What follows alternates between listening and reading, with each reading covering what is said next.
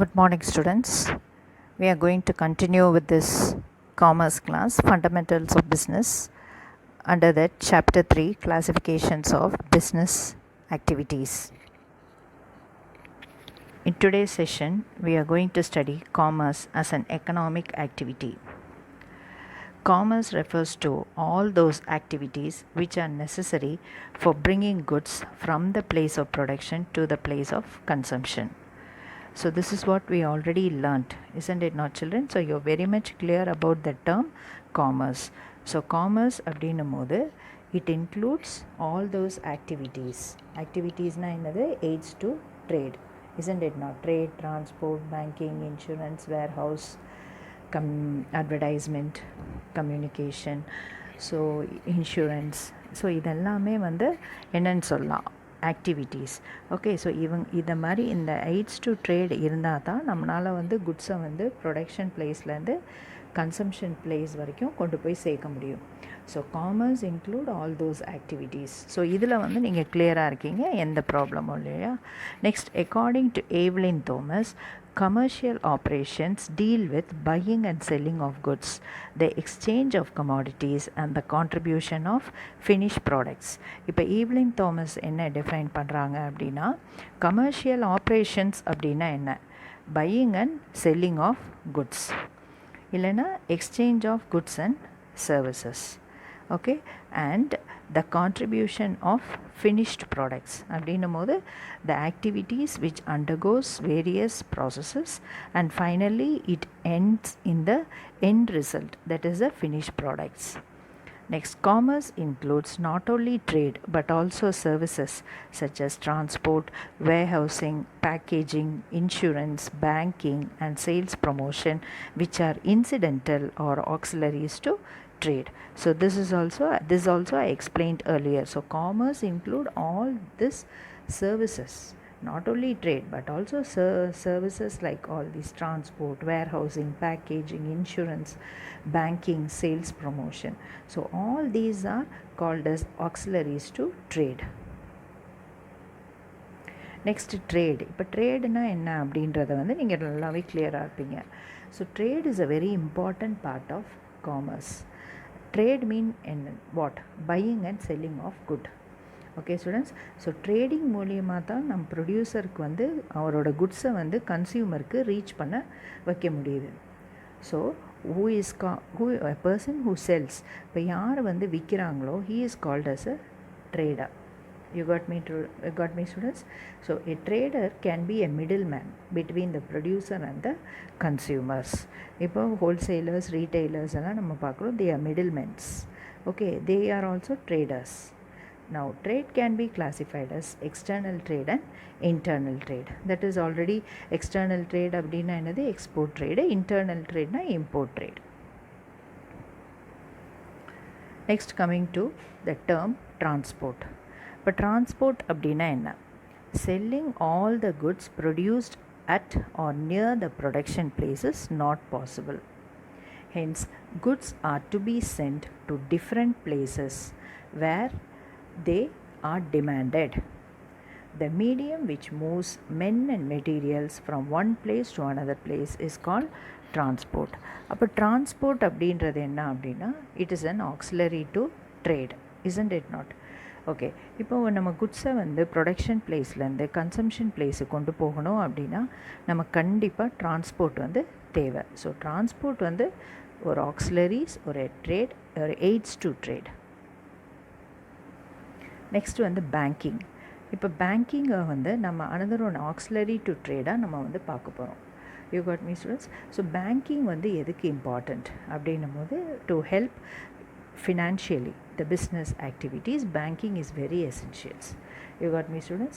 இப்போ ஒரு பிஸ்னஸை வந்து ஸ்டார்ட் பண்ணி அதை ஸ்மூத்தாக ரன் பண்ணணும் அப்படின்னா நமக்கு என்ன வேணும்? மணி வேணும், isn't it not? So unless sufficient funds are available with us, we cannot carry out a smooth trade. We cannot carry out a smooth trade அப்படின்னா என்ன அப்படின்னா, நமக்கு தேவைப்பட்ட பர்ச்சேஸை பண்ண முடியாது, நமக்கு தேவையான எக்ஸ்பென்சஸையும் வந்து நம்ம என்ன பண்ண முடியாது? மீட் பண்ண முடியாது. So we will be struggling to do the business activities without smooth flow of funds. இப்போ necessary funds can be obtained from banks. இப்போ நமக்கு தேவைப்பட்ட டைமில் யார் வந்து ஃபண்டு கொடுப்பா அப்படின்னா nobody. Only the bankers can come forward to pay the money. அதுவும் பேங்க் வந்து எப்படி கொடுப்பாங்க அப்படின்னா not just for the purpose of free. They give it on the basis of some collateral securities. So in the financial hindrances is overcome with the help of banks. You got me, students? Next, insurance. இப்போ insurance அப்படின்னும் போது why insurance is needed? Employees are also required to be protected against the risk of accident and occupational hazards. இப்போ ஒரு organisation அப்படின்னு எடுத்துட்டோம்னா அந்த ஆர்கனைசேஷனுக்கு வந்து அதாவது to do the business activities it needs lot of assets. Okay students, இப்போ இந்த at any cost there is possibility of getting things damaged or getting lost or getting taken by somebody, seized by somebody, or getting distracted by due to some natural calamities. You got me, students? So இப்போ இதுதான் வந்து risk. நம்ம பிஸ்னஸில் வந்து எப்போவுமே ஸ்மூத்தாக இருக்கும்னு சொல்ல முடியாது. There may many lot of unforeseen unexpected things happening in the business. So அந்த டைமு நம்ம வந்து ரிஸ்கில் இருப்போம். You got me students? அப்போது who will come to protect us அப்படின்னா நம்ம ஆல்ரெடி இந்த ப்ராடக்ட்டுக்கு எல்லாத்துக்கும் வந்து ஒரு இன்சூரன்ஸ் எடுத்து வச்சுருப்போம் சேஃப்டி பர்பஸ்க்காக. இன்சூரன்ஸ் கம்பெனியில் சப்போஸ் ஏதாவது இந்த இது டேமேஜ் ஆச்சுன்னா, லாஸ் ஆச்சுன்னா, இல்லை தெஃப்ட் ஆயிடுச்சுன்னா, இல்லை destruction by fire and or other natural calamities அப்படின்னும் போது நம்ம என்ன பண்ணுறோம் அப்படின்னா நமக்கு கிடச்சிருக்க ப்ராஃபிட்டில் ஆல்ரெடி இன்சூரன்ஸ் கம்பெனிஸ்க்கு நம்ம ப்ரீமியமாக ஒரு அமௌண்ட்டை கட்டிகிட்ருப்போம். இப்போ இன்சூரன்ஸ் கம்பெனிஸ் என்ன பண்ணுவாங்க அப்படின்னா கரெக்டாக நமக்கு தேவையான டைமில் அந்த பணத்தை நமக்கு ரிலீஸ் பண்ணுவாங்க. ஓகே ஸ்டூடெண்ட்ஸ், அப்போ இந்த லாஸ்லேருந்து நம்மளை மீட்டுக்கலாம். ஓகே ஸ்டூடெண்ட்ஸ், ஸோ இதுதான் main purpose of the insurance companies. Next வந்து இன்சூரன்ஸ் கம்பெனிஸில் வந்து மெயினாக அது எதுக்கு நம்ம வந்து இன்சூரன்ஸ் எடுக்கிறோம் அப்படின்னும் போது once again I'm repeating to prevent to protect us from risk. You got me students? இப்போ நம்மக்கிட்ட இருக்கிற எல்லா ஐட்டம்ஸ், அதாவது நம்ம ஃபேக்ட்ரி, பில்டிங்ஸ், மிஷினரி, ஃபர்னிச்சர்ஸ் எல்லாத்தையுமே நம்ம என்ன பண்ணி வைக்கலாம், இன்சூர் பண்ணி வச்சுக்கணும். You got me students? Okay, so why we are doing means to compensate the loss. Next warehouse. அந்த வேர்ஹவுஸ் அப்படின்னும் போது ஆல்ரெடி நம்ம வந்து படிச்சிருக்கோம். Warehouse is a place where goods are stored. It's a storage place. Okay students, so why we are storing it in the warehouse? வேர்ஹவுஸில் நம்ம எதுக்கு store பண்ணுறோம் அப்படின்னும் போது இப்போ சப்போஸ் குட்ஸை வந்து நம்ம ப்ரொடியூஸ் பண்ணுறோம், ஆனால் ப்ரொடியூஸ் பண்ண உடனே நமக்கு வந்து அந்த குட்ஸ் வந்து மார்க்கெட்டில் தேவைப்படாது. ஏன்னா கன்சியூமர்ஸ் வந்து அந்த குட்ஸோட ரிக்குவயர்மெண்ட் இல்லாமல் இருப்பாங்க. ஸோ அந்த மாதிரி டைமில் நமக்கு வேர்ஹவுஸ் இருந்துச்சுன்னா நம்ம ப்ரொடியூஸ் பண்ண குட்ஸை வந்து ஸ்டோரேஜ் பண்ணிக்கலாம். Okay, for example I'm telling you, இப்போ நீங்கள் ஒரு உள்ளன் மெட்டீரியல்ஸ் எடுத்துக்கோங்க. அந்த உள்ளன் மெட்டீரியல்ஸை when will you go and buy in the shop? When the climate is cold, isn't it not? You go and buy sweaters and all those things. Suppose if it is a rainy season, what you will do? You start purchasing raincoats, umbrellas and all such things. Am I right or not? But the production of this will not be taken place only during that particular season. Okay students, ஏன்னா இதெல்லாம் நம்ம முதவே ரெடியாக தயாரித்து வச்சுக்கிட்டா தான் இந்த climatic condition change ஆகும்போது அதை மார்க்கெட்டில் ரிலீஸ் பண்ணி சேல்ஸ் பண்ண முடியும். ஸோ இந்த மாதிரி ஒரு பிஸ்னஸ் பண்ணுறதுக்கு நமக்கு இன்சூரன்ஸ் வந்து ரொம்ப முக்கியம். You got me students? Okay, suppose certain items வந்து பார்த்தோம்னா ஸ்டோரேஜில் இருந்தாலும் டெட்ராய்ட் ஆகி போகிறதுக்கு வாய்ப்பு இருக்குது. அதாவது வந்து சீக்கிரமாக டேமேஜ் ஆகிறதுக்கும் வாய்ப்பு இருக்குது. ஸோ அந்த மாதிரி சுச்சுவேஷனில் இப்போ ஸ்டோரேஜ் ஏரியாஸை, அதாவது வேர்ஹவுஸஸை வந்து எப்படி பில்ட் பண்ணியிருக்காங்கன்னா இந்த மாதிரி கோல்டு ஸ்டோரேஜ், அப்புறம் டிஃப்ரெண்ட் டைப்ஸ் ஆஃப் அந்த டெம்பரேச்சர் வைஸ் அந்த வேர்ஹவுஸை வந்து அட்ஜஸ்ட் பண்ணிக்கலாம், அது வேர்ஹவுஸோட டெம்பரேச்சரை. ஸோ இந்த மாதிரி நம்ம வந்து ஒரு சில கன்வீனியன்ஸ் இருக்கிறதுனால நம்மளோட குட்ஸை வந்து லாங் டைமுக்கு நம்ம அந்த வேர்ஹவுஸில் ஸ்டோர் பண்ண முடியுது. You got me students? So மெயினாக இந்த வேர்ஹவுஸ் வந்து it prevents the problem of storage and facilitates availability of goods when and required. So நமக்கு எப்போ தேவையோ அந்த நம்மளால் வந்து குட்ஸை எடுத்துக்க முடியும்.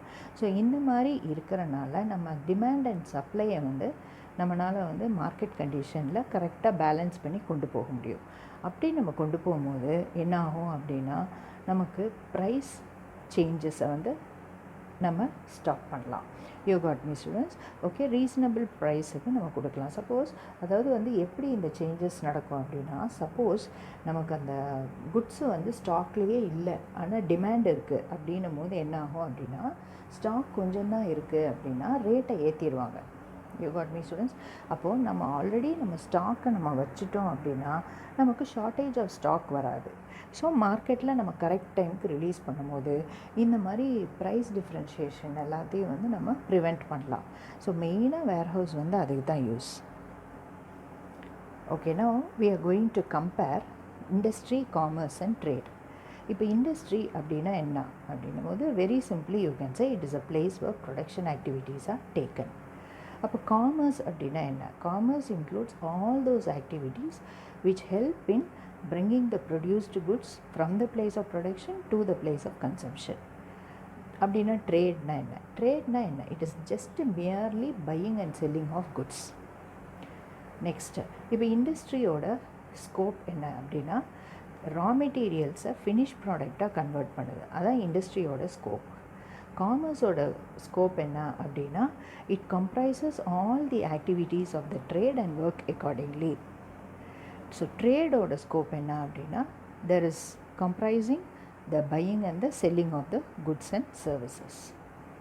இப்போ இண்டஸ்ட்ரி உனக்கு ஸ்டார்ட் பண்ணணுன்னா எவ்வளோ அமௌண்ட் வேணும் அப்படின்னு நம்ம பார்க்க போகிறோம். That is capital. இப்போ இண்டஸ்ட்ரி நீ ஸ்டார்ட் பண்ணணுன்னா உனக்கு லார்ஜ் அமௌண்ட் ஆஃப் கேபிட்டல் தேவைப்படுது. அதே நீ காமர்ஸில் வந்து பார்த்தோம் அப்படின்னா compared to industry you require only less capital, அதாவது to meet the various expenses that is related to the aids to trade. Okay, next trade அப்படின்னு பார்த்தோம்னா ஜஸ்ட் பையிங் அண்ட் செல்லிங் தான். அதனால் வந்து உன்னோட இன்வெஸ்ட்மெண்ட் அமௌண்ட் வந்து ரொம்ப low, small capital will do. Okay, இப்போ ரிஸ்க் ஃபேக்டர் பொறுத்தளவு எதில் ரிஸ்க் வந்து ஹையாக இருக்குது அப்படின்னா இண்டஸ்ட்ரியில் வந்து ரிஸ்க் வந்து ஹையாக இருக்குது. எப்படி நீ ப்ரொடியூஸ் பண்ண குட்ஸை வந்து மார்க்கெட்டில் சேல்ஸ் ஆகலை அப்படின்னா நீ ப்ரொடியூஸ் பண்ண அத்தனை குட்ஸும் உனக்கு லாஸ். ஓகே, ஸோ இண்டஸ்ட்ரியை கம்பேர் பண்ணும்போது காமர்ஸில் வந்து ரிஸ்க் வந்து ரொம்ப லெஸ்ஸு, ரிலேட்டிவாக இட் இஸ் லெஸ்ஸு. அப்போது காமர்ஸை விட லெஸ் ரிஸ்க் தான் நமக்கு வந்து ட்ரேடில் இருக்குது. அதாவது பையிங் அண்ட் செல்லிங் ஆஃப் குட்ஸ்லேயும் வந்து வெரி லெஸ் ரிஸ்க் தான் இருக்குது. கம்மிங் டு த சைடு, அப்போ இண்டஸ்ட்ரி பொறுத்தளவு வாட் டஸ் இட் மீன் அப்படின்னா மெயினாக அது சப்ளை சைடு தான் வரும். நம்ம ப்ரொடியூஸ் பண்ணி they are only the supplier, supply தான் பண்ணிகிட்ருக்கோம். They don't get anything. Okay, then when I say to commerce it represents the demand side of goods and services. Okay, அப்போ காமர்ஸ் அப்படின்னும் போது it represent demand side அப்படின்னா என்ன அப்படின்னா நமக்கு தேவையானதை வந்து நம்ம காமர்ஸ் மூலியமாக நம்ம வந்து எடுத்துக்கிறோம். ஓகே, ஃபார் எக்ஸாம்பிள் இப்போ we are in shortage of funds now, you make use of the bank. We want a storage place now, we make use of the warehouse. We want to transport the goods now, we make use of the transportation. So இந்த மாதிரி நம்ம காமர்ஸை வந்து use பண்ணுறோம். இப்போ trade அப்படின்னும் போது it represents both supply and as well as demand. அப்போ trade வந்து சப்ளை சைட்லேயும் நிற்கும், டிமாண்ட் சைட்லேயும் நிற்கும். Next utility creation. அப்போது இந்த இண்டஸ்ட்ரினால் என்ன ஒரு யூட்டிலிட்டி வருது அப்படின்னா it creates form utility by changing the form or shape of the materials. So நம்ம இது மெயினாக வந்து ஃபார்ம் யூட்டிலிட்டி அப்படின்னு தான். ஏன்னா இண்டஸ்ட்ரி வந்து it's a place for production activities are done. அப்போ நமக்கு தேவைப்பட்ட ஃபார்மில் வந்து நம்ம ப்ரொடியூஸ் பண்ணலாம். ஸோ அதனால் வந்து அது மெயினாக வந்து ஃபார்ம் யூட்டிலிட்டி. இப்போ காமர்ஸ் அப்படின்னும் போது it creates place utility by moving goods from producer to consumers. You got me students?